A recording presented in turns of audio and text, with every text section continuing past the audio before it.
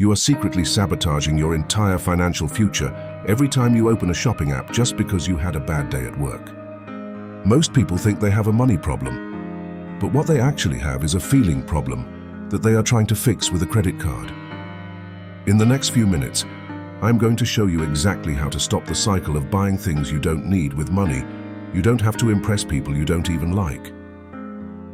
We are going to go through a simple 3-step plan that will help you keep your money in your bank account and find real happiness that doesn't arrive in a cardboard box. If you have ever looked at your bank statement at the end of the month and wondered where all your hard-earned cash went, this is the loop we are going to close today. By the time we are done, you will have a clear roadmap to regain control over your wallet and your emotions. Step 1. Identify your emotional triggers. The very first thing we have to admit is that you cannot fix a problem if you don't actually know what is causing it. Emotional spending is almost never about the item you are buying. It is about how you feel right before you click that button. Think about it. Have you ever been sitting on your couch at 11 p.m.? The house is quiet. You're scrolling through your phone, and suddenly you're looking at a set of organic bamboo cooking spoons. You don't even cook that much, but in that moment, those spoons feel like they will change your life. To stop this, you need to use what I call the HALT method. This stands for hungry, angry, lonely, or tired. These 4 feelings are the biggest enemies of your bank account. Let's look at a real-life example. Meet Sarah. Sarah works a high-stress job in an office where her boss is constantly breathing down her neck. Every Tuesday, after her weekly performance meeting, Sarah feels small and frustrated. To compensate for that bad feeling, she walks to the fancy coffee shop next door and spends $12 on a seasonal latte and a giant muffin. She calls it a treat-yourself moment, but in reality she isn't hungry. She's angry and stressed. The sugar and caffeine give her a 10-minute high, but by 3 p.m. she's crashing, she's out $12, and her boss is still annoying. Then there is the boredom trap. Imagine you have 10 minutes of downtime. Maybe you're waiting for a friend to text you back, or you're waiting for the laundry to finish. You open a shopping app. You aren't looking for anything specific. You're just browsing. This is boredom spending. Your brain is looking for a quick hit of dopamine because you don't want to sit with your own thoughts for 10 minutes. The action step here is to start what I call a mood and money journal. This sounds fancy, but it's just a note on your phone. For 1 week, every single time you buy something that isn't a bill or a grocery, write down how you were feeling. Were you sad? Were you excited? Were you just really, really bored? Once you see the pattern, you take the power away from the emotion. You move from reacting like a robot to acting like a conscious human being. You start to realize that the urge to buy is just a feeling, and feelings eventually pass if you let them. Step 2. Create strategic friction. Once you know why you are spending, you have to make it harder to actually do it. We live in a world that is designed to take your money as fast as possible. With one-click ordering and face recognition payments, you can spend $100 before your brain even realizes what happened. To stop this, you have to build a speed bump. You have to create friction. The biggest and best speed bump is the 24-hour rule. This is a non-negotiable law for your life. If you see something you want, and it isn't an emergency like a burst pipe or a flat tire, you must wait 24 full hours before you buy it.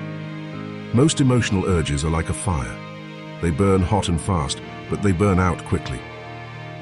If you wait until tomorrow morning, that must-have pair of sneakers usually looks a lot less important. But we need to go deeper than just a rule. We need to clean up your digital environment. Go into your phone right now and delete your saved credit card information from your browser and your favorite shopping apps. I know it sounds like a pain. That is the point.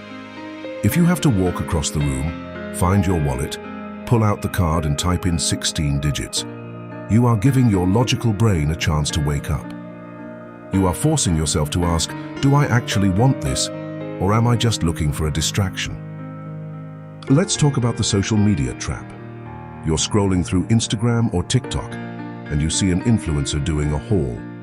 They look so happy, their house is so clean, and they tell you that this one specific vacuum cleaner or this one specific lipstick is the reason why. Suddenly you feel like your life is messy and dull, and the only way to fix it is to buy what they have. This is a manufactured emotion. They are paid to make you feel like you are missing out.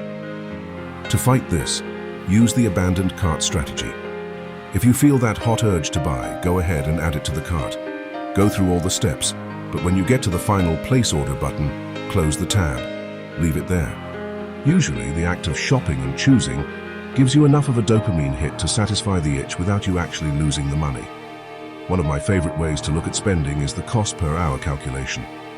Stop looking at things in terms of dollars and start looking at them in terms of your life energy.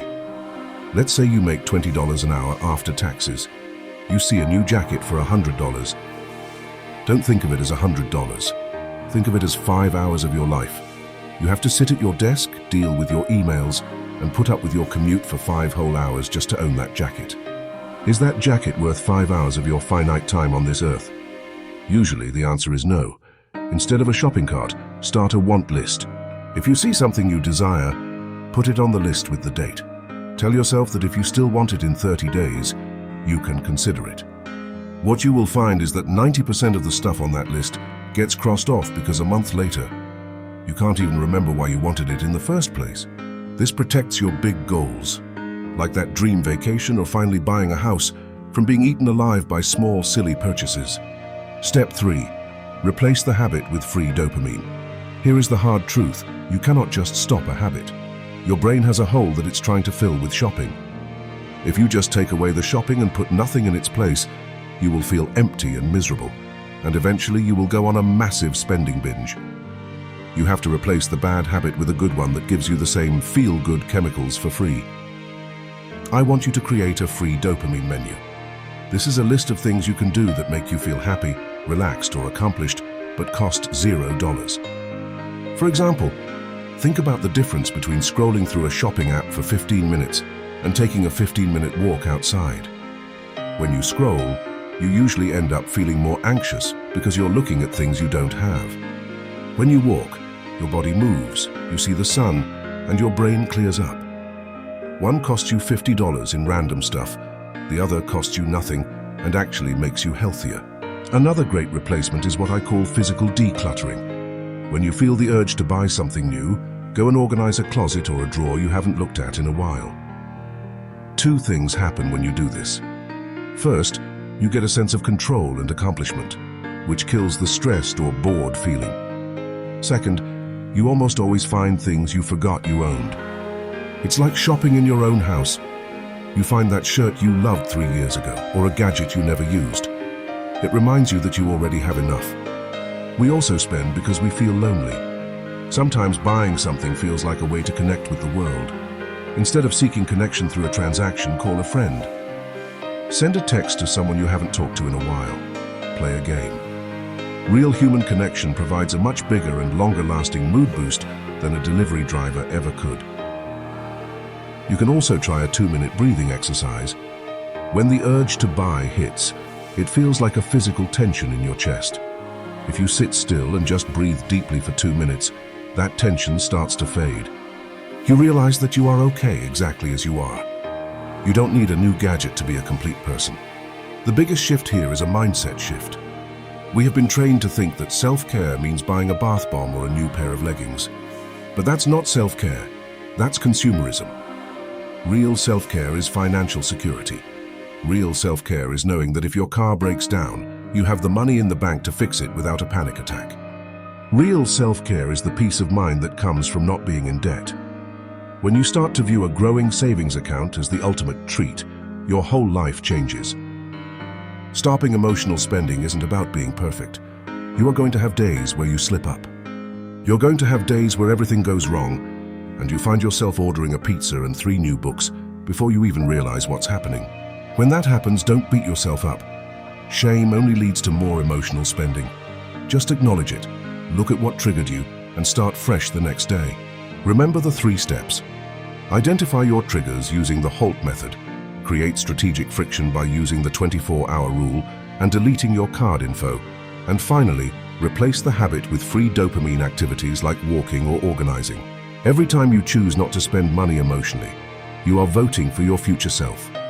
You are choosing freedom over stuff. You are choosing peace over clutter. You have worked too hard for your money to let it slip away on things that don't actually bring you joy. Take control of your wallet, take control of your emotions, and you will find that you have everything you actually need. If you found this helpful, click the video on the screen right now to learn how to build a budget that actually works for real people.